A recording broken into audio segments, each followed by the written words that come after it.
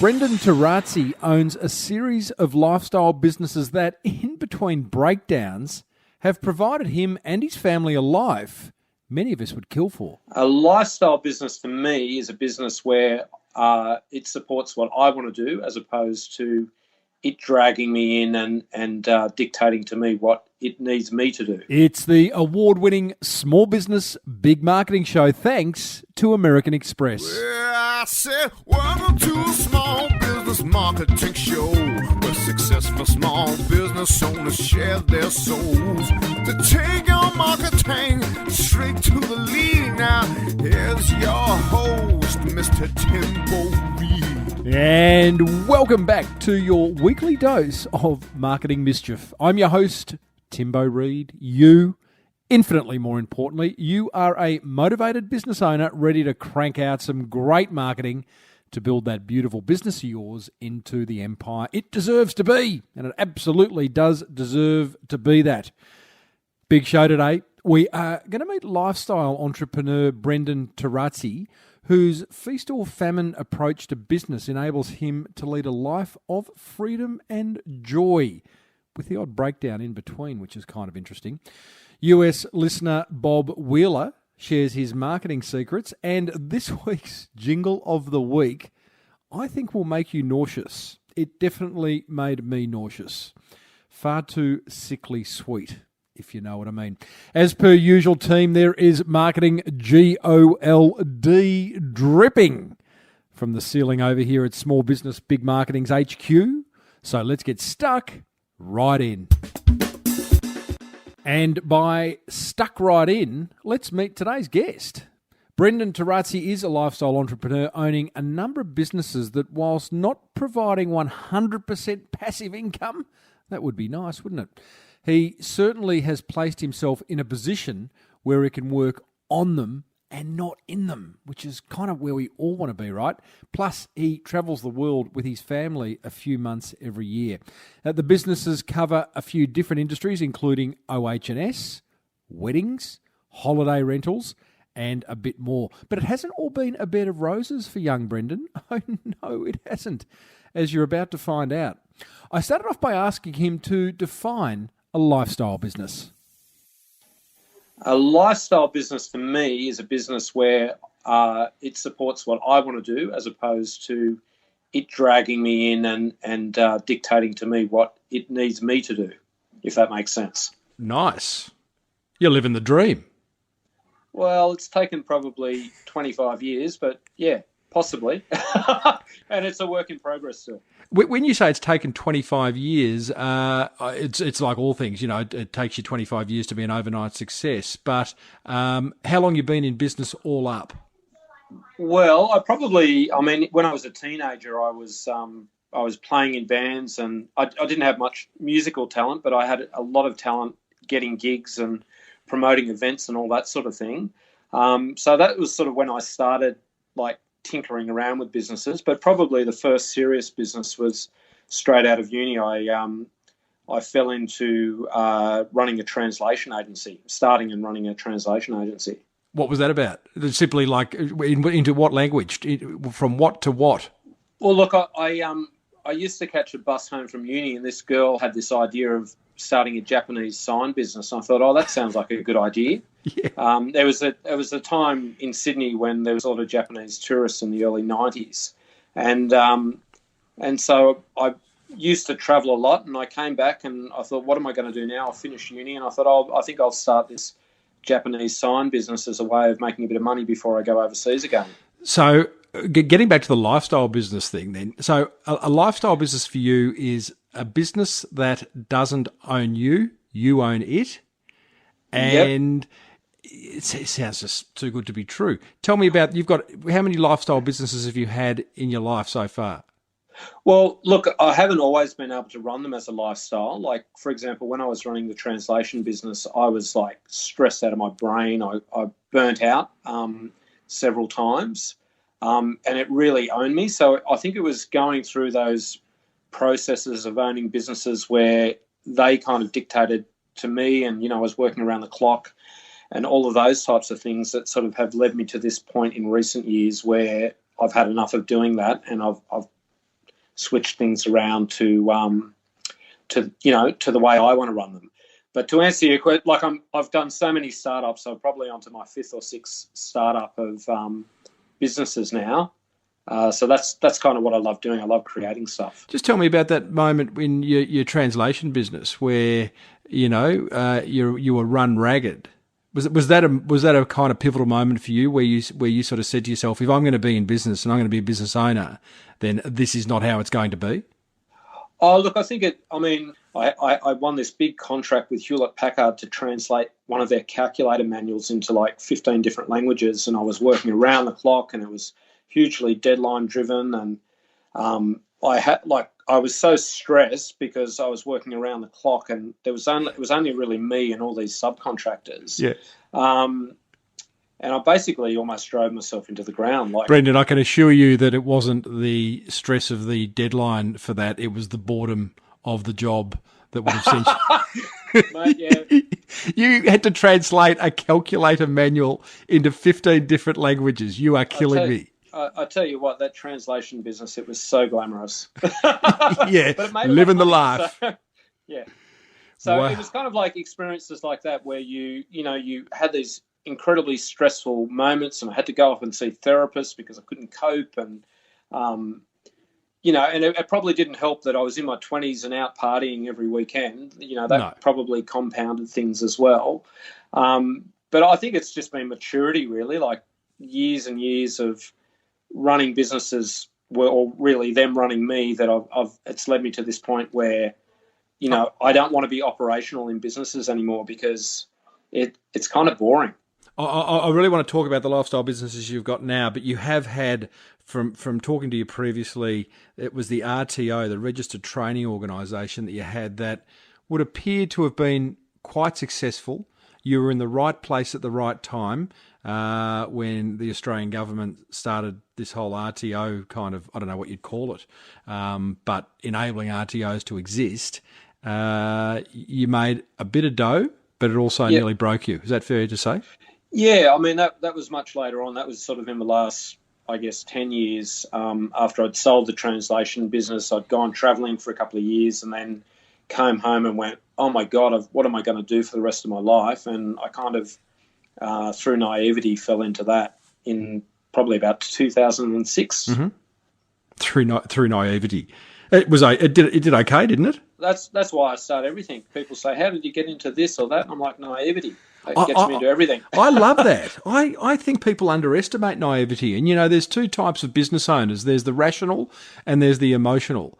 I think I'm putting you in the emotional bucket, and maybe you rationalise things later. What do they call that? Post-purchase cognitive dissonance, I think they call that in the marketing circles. But would I be right in saying that you operate off your gut? Yeah, I think so. I mean, a lot of the stuff that I do, I kind of, start with something else. Probably like a lot of small business owners, you start thinking you're going down one pathway and then you end up at a very different destination. But it's still good, but it's just different to what you maybe planned on when you started. Yes. You've had a number of, and I hope you're the one who brought it up with me in the pre-interview, so I hope you don't mind me raising it, but you've had a number of breakdowns, which I think is... Yeah, definitely. And thank you for, allowing us to talk about that and being so transparent, because I'm sure there are many business owners who don't. What have you done to work your way through that? Yeah, so, I mean, like, in my 20s, I had my parents split up when I was in my early 20s, and it just hugely rocked my world. And throughout my 20s, I was kind of looking for an answer to, cope with the stress of running a business and the family breakup and all of that. And that sort of led me into starting yoga and then a little bit later into meditation. And so with my meditation, I've been a fairly, I guess, serious practitioner for daily since about 2003. And kind of like all these little breakdowns, rather than having a kind of major breakdowns, I feel like I have these mini breakdowns, and the meditation is what's helped me cope with that along the way. Interesting. Much more resilient of mind than you may have been without it. Oh, look, I that's what meditation is. It's exercise for the mind to keep your mind strong. Describe your lifestyle now, Brendan. I don't work in any of the businesses that I'm involved with. I just do the marketing, so that's what I love doing. And the family tends to travel probably. Actually, I was saying to someone just this morning, I'm a bit over travelling. I've been 12 weeks on family holidays this year. Yeah, I'm sorry to hear that. And I kind of just want to be settled again because it's sort of scratch that itch. Travelling is a major part of what you guys get up to. It's 3 months of the year and then 9 months sort of, well, you're not running businesses. What are you doing? Well, look, I still work on, I'm at that point now where I'm working on the business rather than working in the business. So that's a wonderful place to be, by the way. And you as you would know, how many business owners are in, not on the majority. Yeah, I mean, it's interesting. I'm a member of Entrepreneurs Organisation in Sydney, EO, and I still see a lot of fellow members that they have everything all in one business or one income stream. And for me, I've always it's probably not the right way of doing it, but I've always, whenever I've made profits in business, I've more or less immediately taken the money out and put it in something else. So a lot of the time it's been property. And so over time, over those 25 years, I've sort of been able to start having different income streams. How does that impact not reinvesting in the business then? Well, that's why I'm thinking. I'm not sure if it's such a great thing. Like with the RTO Alert Force, when that sort of hit really hard times, there was no real capital in the business to weather that storm because it had all been taken out and put it in property, basically. So, and then I guess the other thing is all these businesses, they only get to a certain level. They don't grow and become big there, and that's why I kind of deem them as lifestyle businesses, because anything more than I guess a couple of people are working in them, then that means, I don't know, I would have to get more involved, I guess.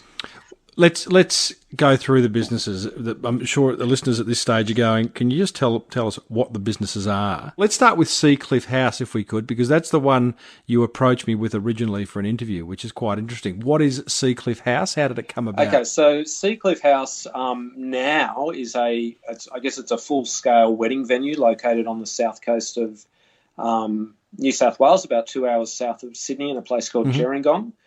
So we bought it back in 2015 as our family holiday home.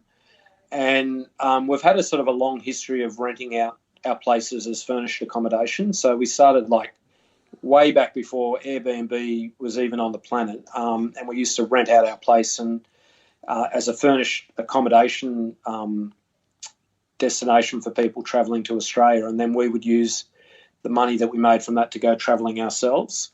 So when we bought Seacliff, we started renting it out as a furnished holiday home.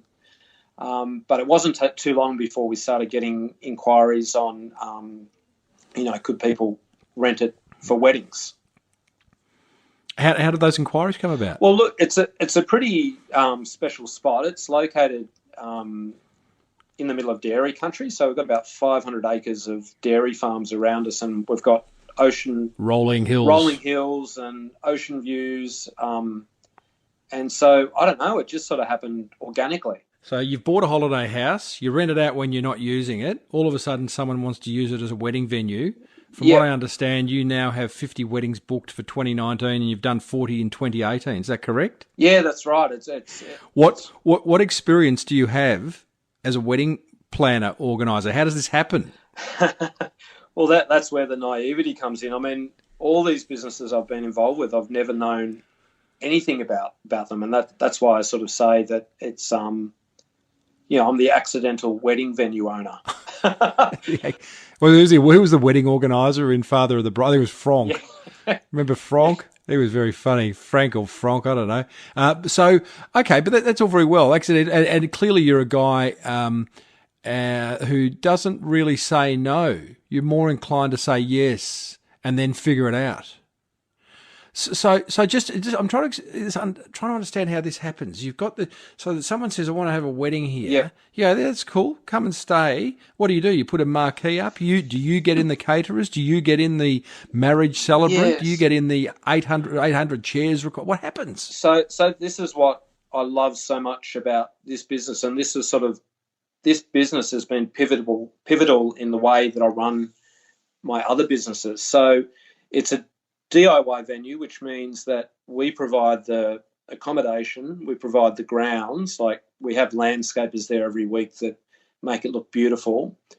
And we've recently sort of invested in some infrastructure. So we've got an old farm shed there that we basically refurbished into this amazing barn that's got the views, etc. So how it happens is that people they have to bring in their own caterer, their own photographer. If they want a marquee, they get, the marquee hire company, that sort of thing. And we have the agent who manages that whole process. As in the real estate agent? The real estate agent, that's right. I love it. So you're really just handing over a venue, and then they do the rest. You're not a caterer. You're not a host. You're not anything other than a venue provider. Exactly, and we're just what I concentrate on is now that it's been going a few years, I concentrate on managing the marketing side. So I create the leads by doing things like, we've got Instagram, Facebook. We're really focused on getting good reviews. So I focus on that front end of creating a buzz, and then the agency services the inquiries. Can I just ask, Instagram and Facebook, many businesses we've all got Instagram and Facebook. What are you doing in those two mediums in order to get enough inquiry to have your entire wedding calendar full for next year already? So that's a strategy that I've used, which I don't, it's fantastic for wedding venues, is that I approach every photographer that does a wedding at Seacliff, and I ask them that, when the time is right, would they consider sharing the photos that they've taken of their clients on the property? And obviously I credit them when they do so. Do you pay the agent a fair whack? Can you tell us what you pay them? Yeah, look, I pay them 20%. And now that's sort of come down to 15%, but then I have to pay an hourly rate for extra work, and there's quite a bit of extra work that they need to do on a weekly basis. Thanks to American Express, we're chatting with lifestyle entrepreneur Brendan Torazzi. Brendan, what's the next one? Byron Bay House? Will we talk about that? Yeah, so look, that's another kind of a lifestyle thing. So we were up there 3 or 4 years ago, and I was trying to rent a place to stay, and couldn't find anything. The whole place was just jammed. It was like October school holidays or September school holidays, and couldn't find anywhere.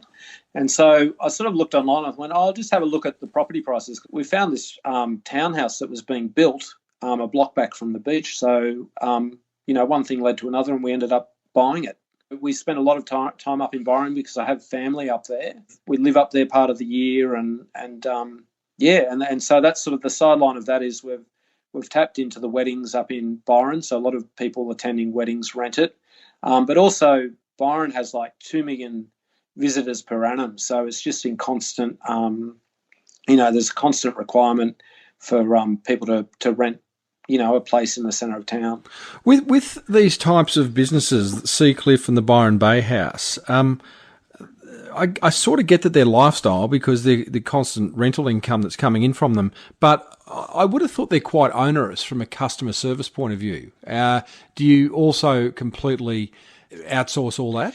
Yeah, so again, I've got an agent that manages all of that, and I do a little bit of marketing for Byron on Instagram, and that's not quite as onerous as the wedding venue. Mm-hmm. But yeah, that getting back to that lifestyle idea, the things with the properties that we've bought, I had this strategy a few years ago whereby if the family can get some kind of use out of it and it makes an income, well, that's a great reason to own it. Tell me, next business. What next lifestyle business on the Brendan Torazzi portfolio? Shall we talk about OH&S.com.au? I kind of have this need within me to create stuff. Like, I love that whole startup mentality. So a few years ago, I bought. What's that need feel like? Just tell us what that need feels like. I guess it's. I think we all have it as humans. It's like the need to create. The creativity. That's where I get my satisfaction from. Like creating stuff, coming up with ideas that you can turn into something tangible. It's really interesting. I have that as well. And when it comes time for the rubber to hit the road and to actually implement, that's when my eyes glaze over. Are you a bit like that? No, I really like making stuff. So my eyes start glazing over once it's operational. Then it's like I can't deal with it. I've got to deal with, when there's staff issues, when there's all that daily grind stuff that I think's a bit boring. Yes. Yeah, got it. Okay. So ohs.com.au, I think you were going to say you bought that domain a few years ago with the intention of what? Yeah, so I bought it when Alert Force was like really, really cranking, and I thought, oh, that's a great domain name. What's Alert Force? That was your RTO? Yeah, that's a registered training organisation which is still running. That does health and safety training. So I kind of looked around and thought, what am I going to do next for the next few years? And I had this ohs.com.au, which I've never been able to monetize. So basically, when you say you have, sorry to interrupt, but you do skirt over things very. Oh, sorry. Come on, Tim, keep. Oh, mate, I'm keeping up. I just want to understand a bit more. So when you say you couldn't monetize that domain, had you tried? Yes, I had tried it a few times and had basically failed every single time.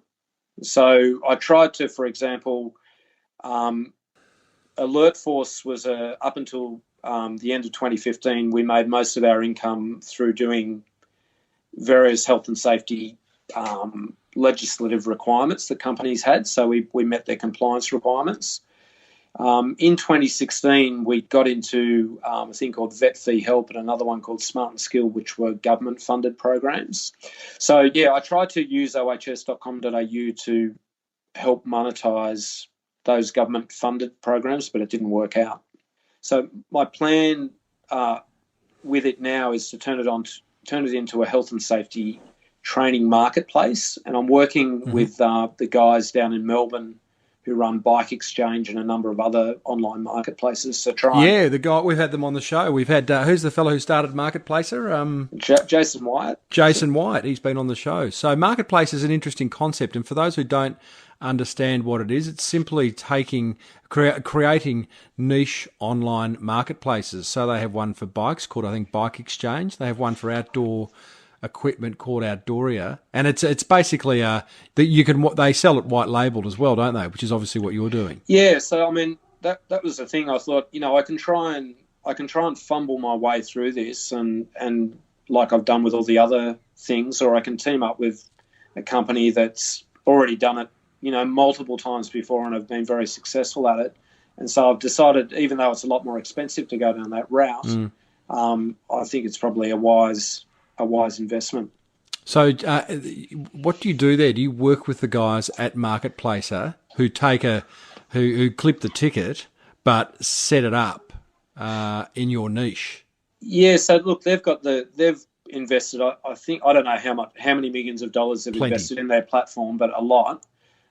So basically they have the platform that will allow you to create a marketplace. So,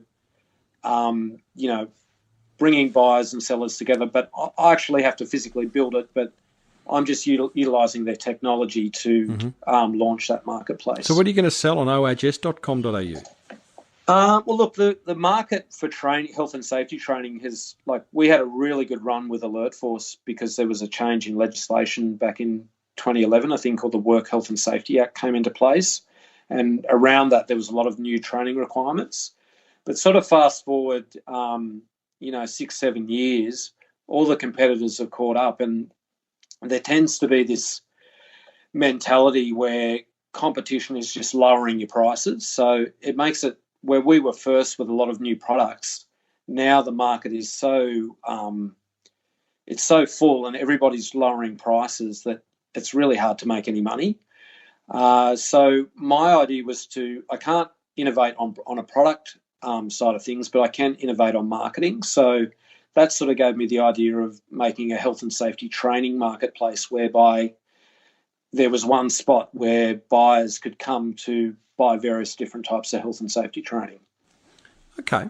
All created by yourself? Oh, well, the product itself, I'll be just getting all the sellers in the marketplace to list their products on my platform, and then it's a one-stop shop for anyone who needs health and safety training.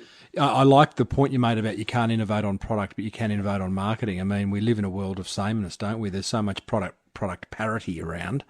Whereas, what is your point of difference? And one of those points of difference is marketing.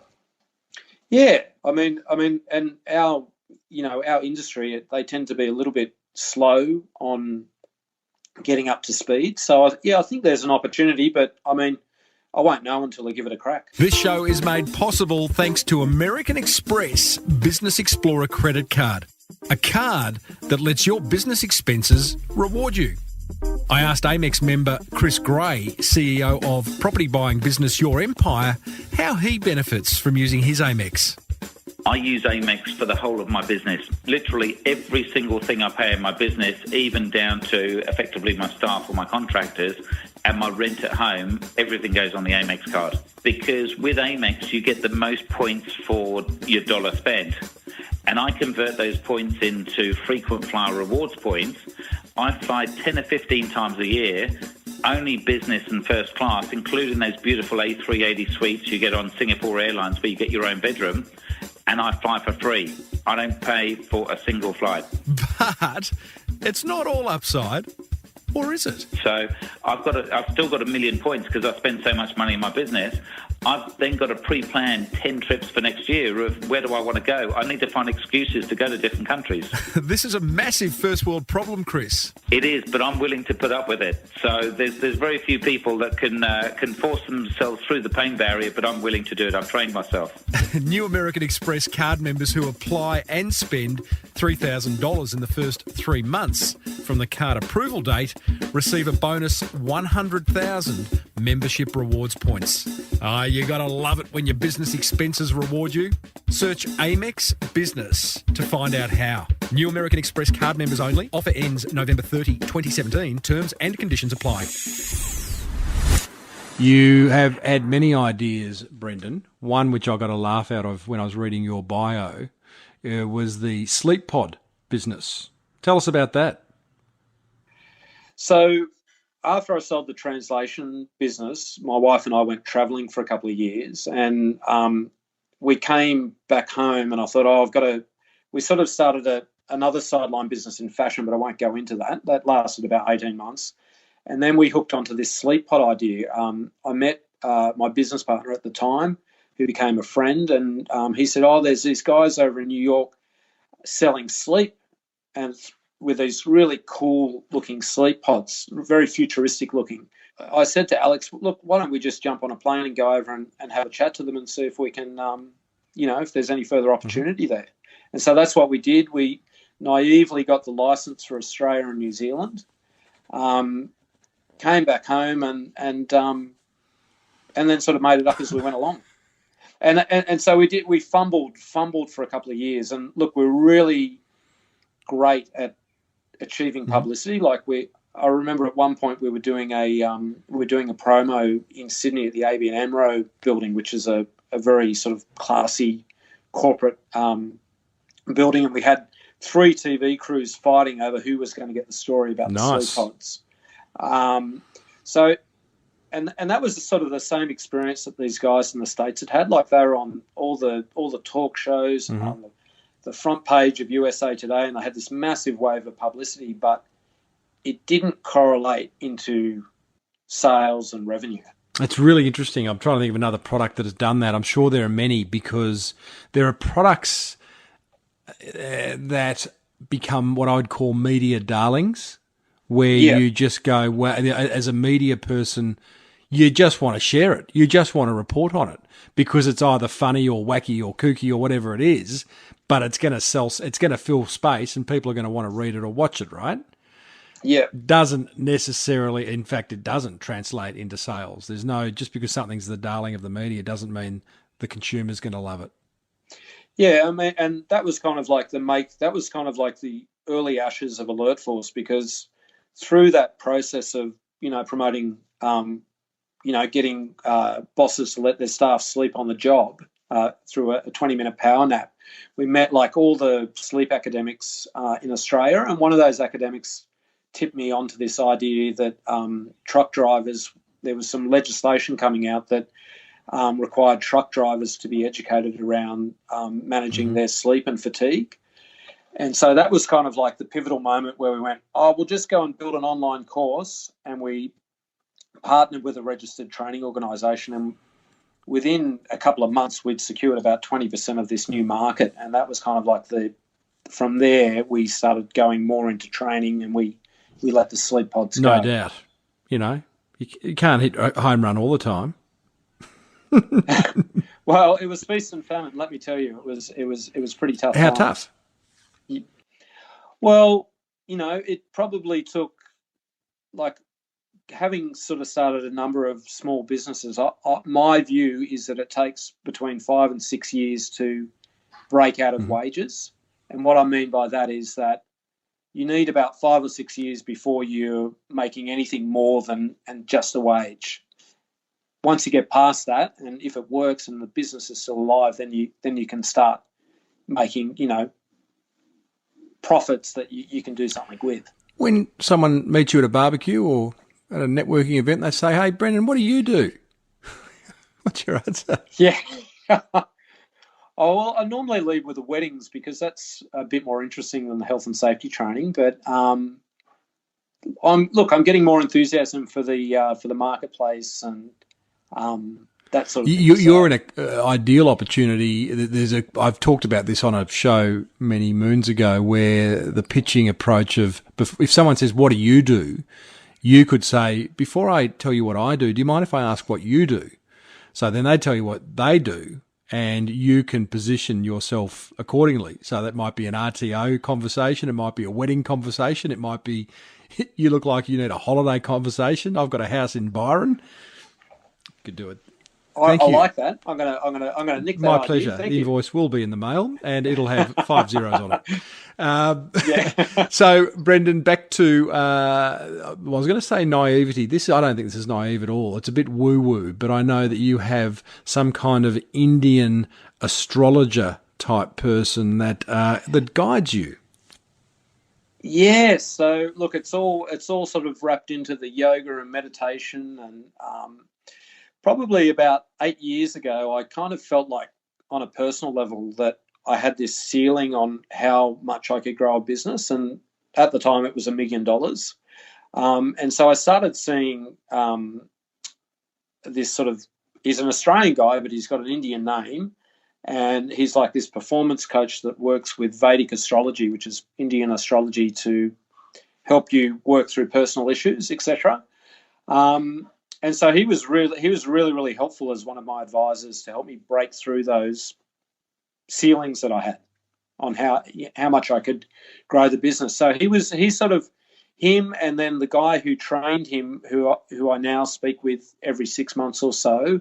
They sort of forewarned me of this challenging time I was going to have in 2016, 2017. So it was a breakdown that I kind of prepared for.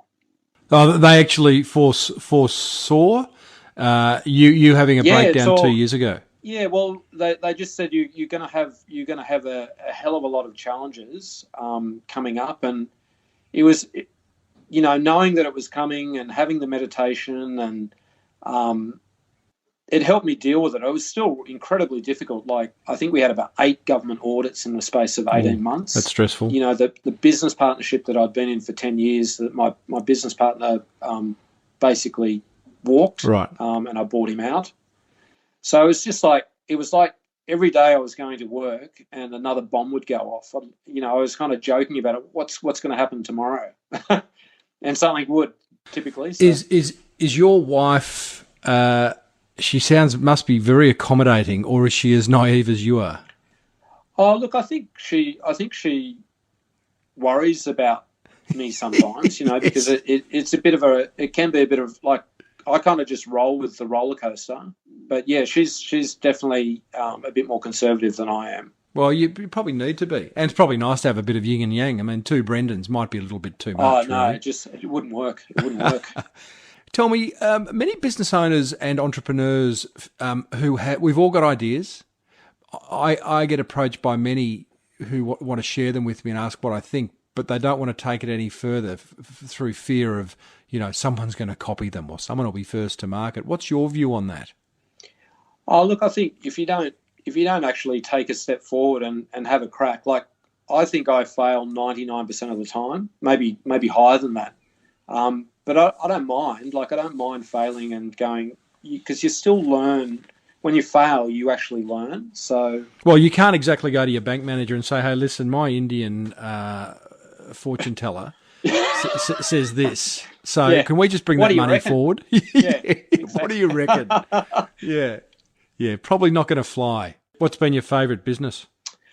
Look, I think Alert Force we had an amazing ride with that, and also the weddings. I mean, it's such a great business to be involved with, because you see people at the start of their journey, and the customers are generally really happy, and it's a nice thing to be involved with in some small part. If people have a happy day on their wedding and go on and have a great life together, it's nice to be part of that. Brendan, it's been an interesting chat, mate. A very diverse chat. We've covered a lot of different businesses and industries, a bit of woo-woo thrown in. If people wanted to find you, this will be interesting. Where do they go?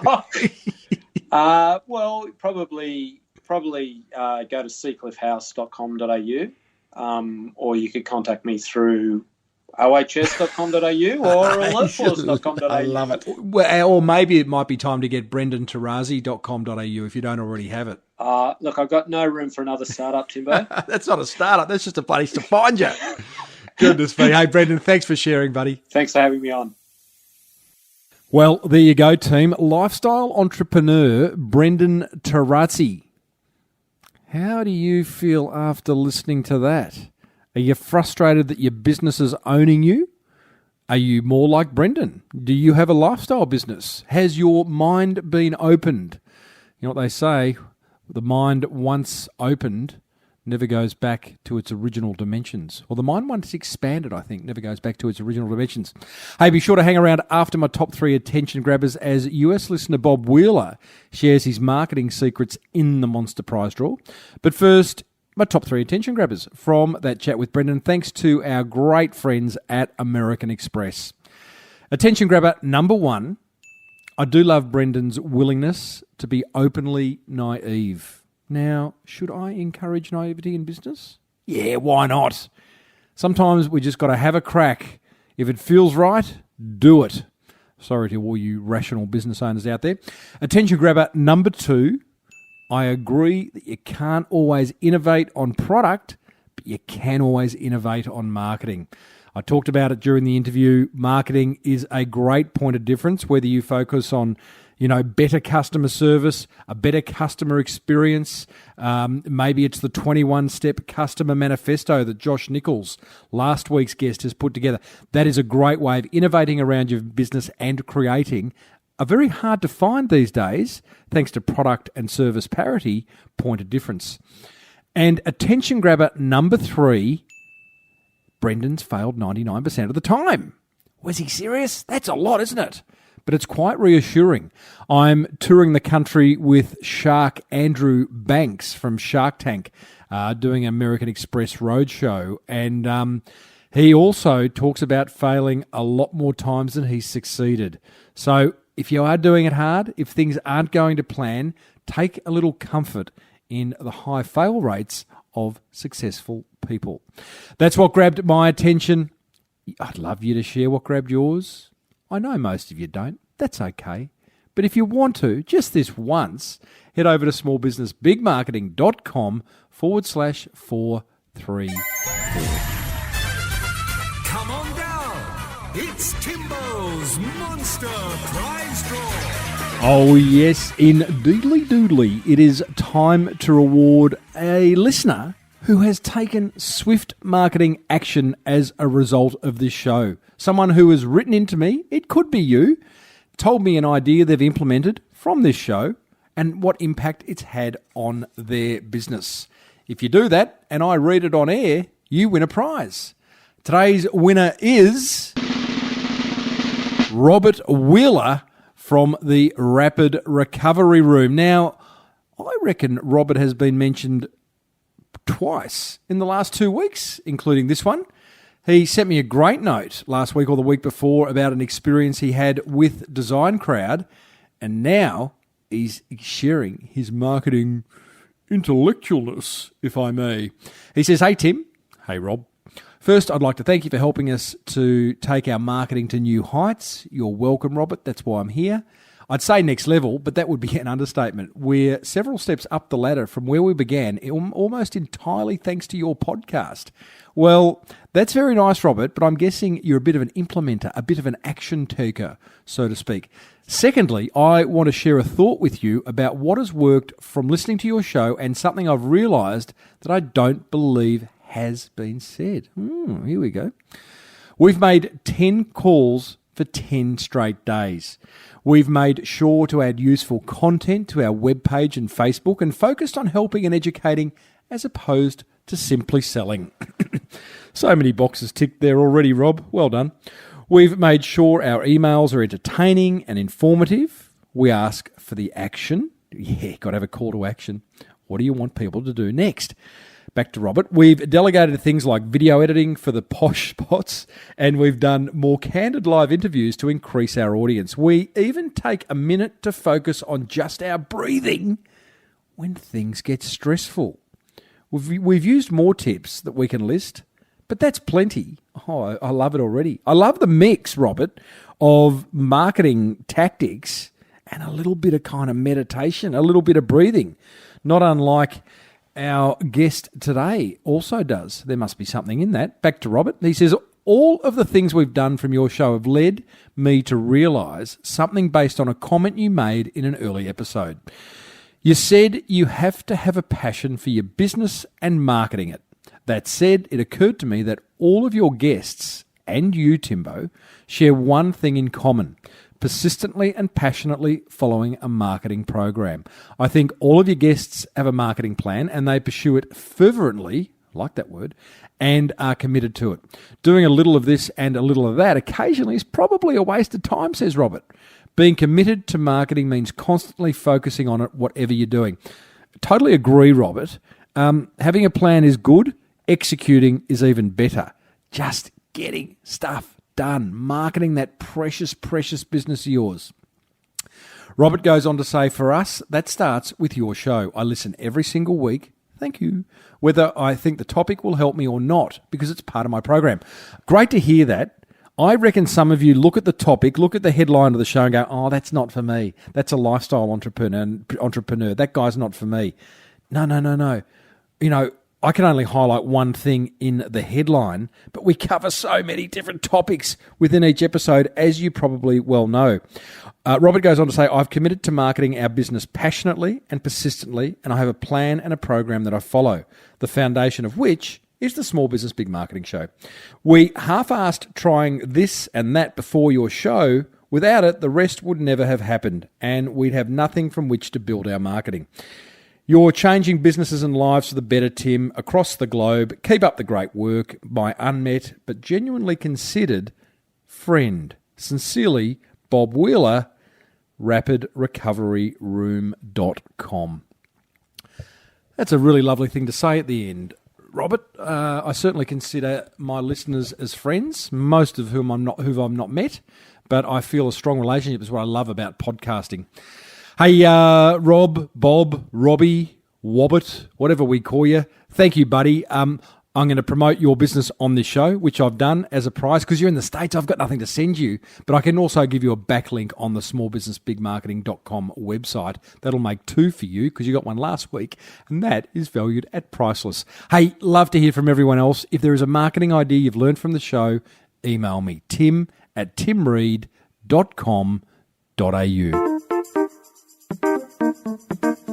Righto, it's time for the advertising jingle of the week. This one is from 1971 and it is so sugary sweet. It's doing my head in already, both in what it's selling and how it's delivered. Visually, it's a bunch of healthy-looking 20-somethings of varying nationalities singing outside in sort of a choir formation as they look out to the distant horizon. Here's the first 14 seconds. I'd like to buy the world a home and furnish it with love. Grow apple trees and honey bees and snow white turtle doves. So right now, it could be for a real estate agent, a garden nursery, maybe even a furniture shop. But let's keep listening. I like to teach the world to sing. Sing with me. Perfect harmony. I like to buy the world a Coke and keep it. Buy the world a what? A Coke? Did they say a Coke? Yeah, they did. I'd like to buy the world a Coke and keep it company. Buy the world a Coke and keep it company. It's the real thing. Enough. Look, I love a good jingle. I love a TV ad that's got a massive budget, which I'm pretty sure this one did. But really, selling brown sugared water like that is incredible. If you want to watch the full ad, I would encourage you to. It's a bit of a laugh. smallbusinessbigmarketing.com/434 is where you'll find it. Hey, and if you've got a jingle you'd like me to play from years gone by, or maybe you've got a jingle for your own business, just send me a little note on Twitter at Timbo Reid, R-E-I-D. Well, that almost wraps up another episode of the award-winning Small Business Big Marketing Show, sponsored by our great friends at American Express. You can now search Amex Business to find out how your business expenses can reward you, can have you travelling on a well-deserved break, maybe at the pointy end of the plane. Hey, got some great interviews coming up, including one on mental health for small business owners. Not a marketing chat, but a chat that I think is very important. I've got a chat with a very disruptive butcher. That's a marketing chat. Plus a fellow who's selling merch for small businesses through vending machines at Officeworks. How clever is that? Hey, don't forget there's an entire back catalogue as well of interviews, like 433 of them, over at smallbusinessbigmarketing.com. If you love the show, and why wouldn't you, then let another business owner know about it by grabbing their phone and downloading it for them. Exactly. Open the podcast app. Search Small Business Big Marketing. Hit subscribe. Hit play. Give them their phone back. Move on to the next one. Until next week, I am Timbo Reid. Always have been, always will be. Thanks for tuning in. May your marketing be the best marketing. Bye for now.